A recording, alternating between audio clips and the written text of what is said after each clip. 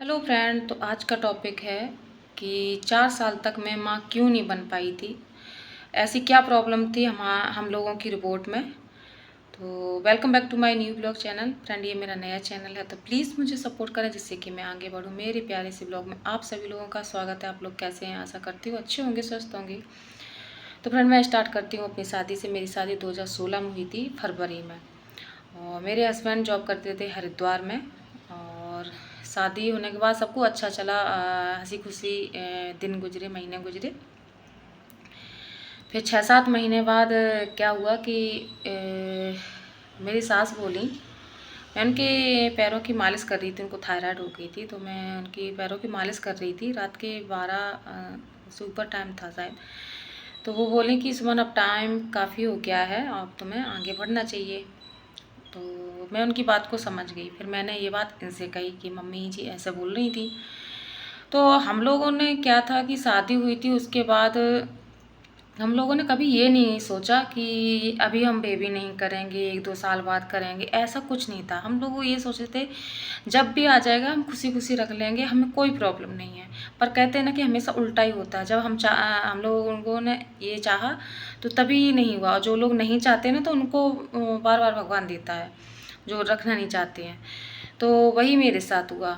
तो 6-7 महीने के बाद फिर ये घर पे आए, और ये हमेशा 3 महीने बाद या 2.5-3 महीने बाद 10 दिन की छुट्टी लेके आ जाते थे, घूम जाते थे। फिर क्या हुआ कि टाइम और बढ़ा आगे, धीरे धीरे 10 महीना हो गई, 8-9-10 महीना ऐसे हो गए। तब भी कोई मुझे रिजल्ट नहीं मिला। तो फिर मुझे टेंशन होने लगी धीरे धीरे। फिर मैंने अपनी मम्मी से बात की मायके में, तो मम्मी ने कहा डॉक्टर टावाम बहुत है, किसी को भी दिखा लो। मैंने कहा ठीक है। तो एक डॉक्टर हैं, उनको मैंने दिखाया। और एक बात ये कि यूपी के ज़्यादातर डॉक्टर, चाहे लेडीज हो चाहे जेंट्स हों, सच बता रहे, एटीट्यूड बहुत होता है उन लोगों के अंदर। ढंग से बात तक नहीं करते अपने पेशेंट से वो लोग। तो ये चीज़ बहुत ख़राब है। तो मैं गई उनको दिखाने, तो वो दूर से ही बस उतना ही हाँ ना, इतने के अलावा आप कुछ अपनी तरफ से कुछ नहीं बता सकते। वो बस ये है कि जितना मैं पूछ रही उतना ही बोलो। वो बस इस तरीके से बात करती थी। अब मैं उनका नाम नहीं लेना चाह रही, ना हॉस्पिटल का। तो और उनकी कंपाउंडर थी, मेरे पास कागज़ लेके आती, दवाई बताती, और वो अपने कंपाउंडर को देती, फिर वो लेके, मतलब ये सब हो रहा। उन्होंने ना कभी मुझे देखा ढंग से, ना चेक किया, ना रिपोर्ट कराई, ना अल्ट्रासाउंड कराया, कुछ भी नहीं। वो ट्रीटमेंट उन्होंने चलाया। उनके यहाँ से मेरा ट्रीटमेंट चला 4 महीने। जब 4 महीने मुझे कोई रिजल्ट नहीं मिला, तो फिर मैंने फैसला लिया कि मुझे इनके साथ जाना है हरिद्वार में। तो मैं इनके साथ आ गई हरिद्वार में। तो 3 महीने बिना ट्रीटमेंट के भी कोई रिजल्ट मुझे नहीं मिला। तो मुझे और ज़्यादा टेंशन होने लगी कि अब शायद कोई प्रॉब्लम है, शायद इसी वजह से। तो धीरे धीरे और टाइम हुआ, तो मेरी टेंशन ना बढ़ती गई हम दोनों लोगों की। फिर एक फ्रेंड थे इनके, तो उन्होंने कहा कि आप स्वामी भूमानंद हॉस्पिटल चले जाओ, वहाँ की जो डॉक्टर हैं बहुत अच्छी हैं, आप एक बार वहाँ दिखा लो। तो हम लोग वहाँ गए। तो सच बता रहे, वहाँ के हरिद्वार के जितने भी डॉक्टर हैं, चाहे बच्चे को हों, चाहे जेंट्स हों, चाहे लेडीज हों, सब बहुत अच्छे हैं, बहुत अच्छी तरीके से ट्रीट करते हैं अपने पेशेंट को। तो मैं जैसे ही शिल्पा शर्मा से मिली, तो मैं तो बस यही सोची थी कि यूपी की तरह ऐसे डॉक्टर होंगे। जब मैं कहीं नर्वस थी, कम बात करी, कम बोली, तो नहीं, उन्होंने बहुत अच्छे से हमसे बात करी, सब कुछ पूछा, बताया। तो उन्होंने पहले मेरा एक अल्ट्रासाउंड कराया कि शायद कोई बच्चादानी में कोई दिक्कत तो नहीं है। तो कोई मेरे यूट्रस में कोई कमी नहीं निकली। उन्होंने ट्रीटमेंट स्टार्ट किया। तो ट्रीटमेंट मेरा चला उनके यहाँ 3 महीने, उन्होंने ट्रीटमेंट दिया मुझे। तो इनसे भी कुछ सवाल किए थे, तो उन्होंने भी सही बता दिए थे जो भी था। तो भी कुछ नहीं हुआ। फिर उसके बाद मैं और परेशान होने लगी। तो एक दिन मैं उनके सामने थोड़ा ज़्यादा ही भावुक सी हो गई।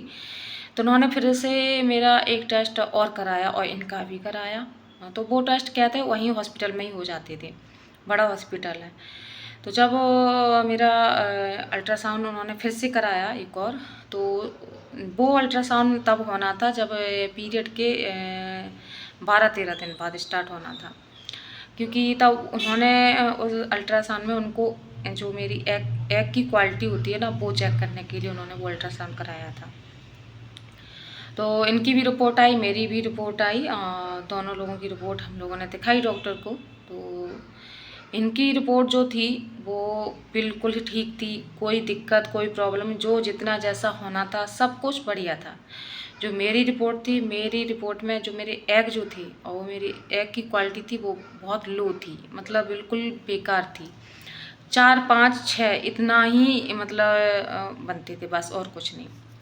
और जबकि अच्छे एग की क्वालिटी होती है ऐसी 17, 18, 19, 20, 21 तक। 21 मतलब ठीक है, ज़्यादा ठीक नहीं माना जाता उसको भी।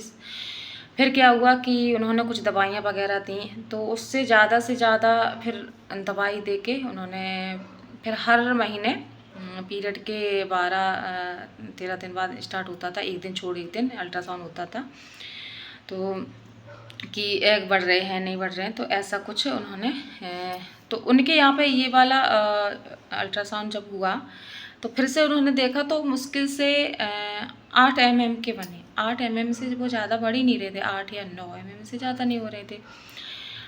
फिर मैं एकदम रोने लगी, मैम ऐसा क्या प्रॉब्लम है, क्यों नहीं मैं बहुत ज़्यादा परेशान होगी, मैं बहुत ही ज़्यादा रोने लगी।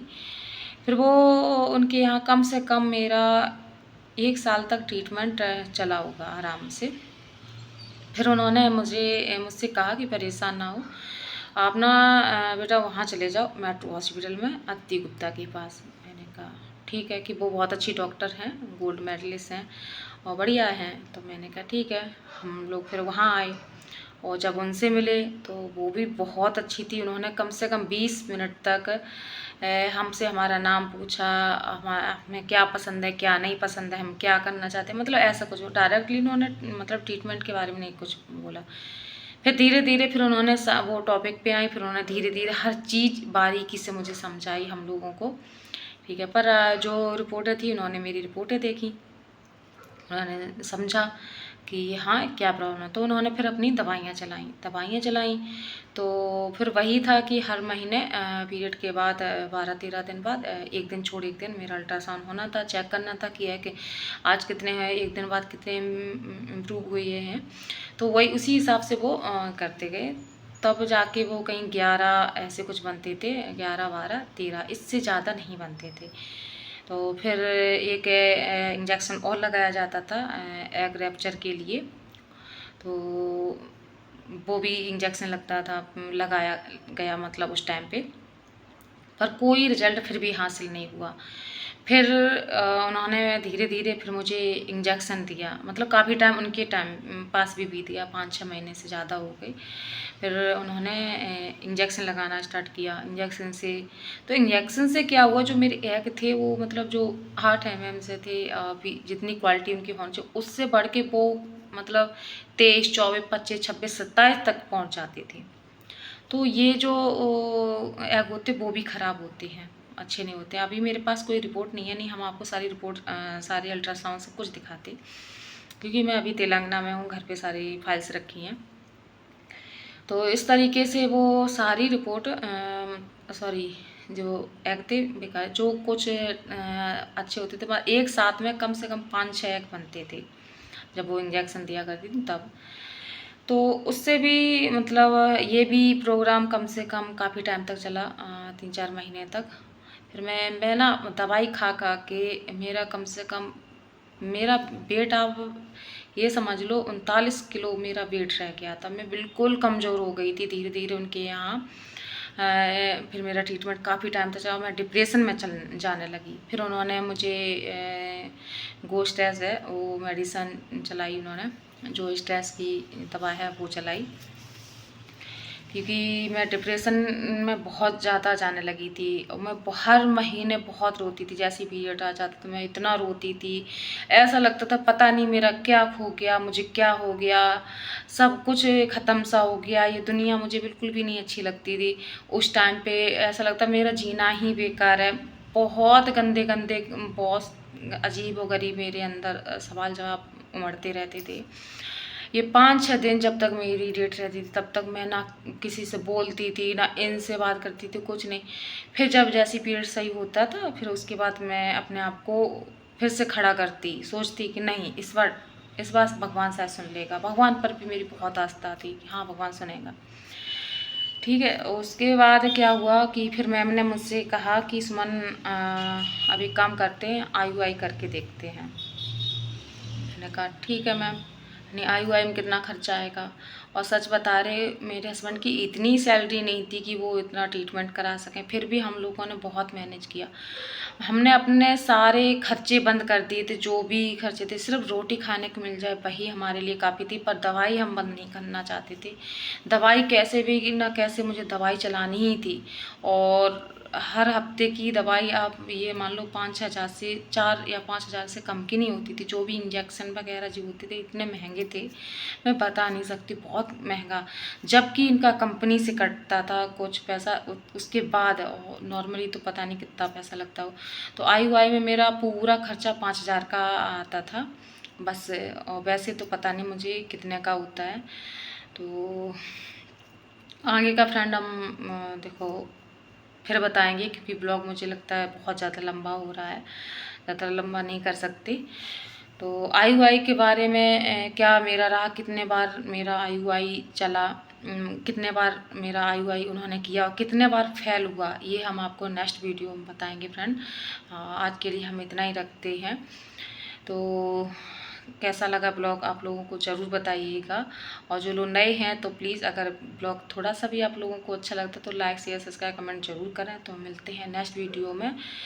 तो अगर मुझे टाइम कल मिला तो हम कल इस टॉपिक पे फिर से वीडियो बनाऊंगी IUI के बारे में, अगर टाइम मिल गया तो। क्योंकि बच्ची मेरी परेशान कर लेती है, मेरी बेटी बहुत ज़्यादा। तो अभी जस्ट मैंने इसको सुलाया है, तब मैं जाके अभी वीडियो बना रही हूँ। और मुझे और अभी इसको अपलोड भी करना है, अभी 7:30 बज रही हैं। तो फ्रेंड मिलते हैं नेक्स्ट वीडियो में, तब तक के लिए फ्रेंड बाय बाय।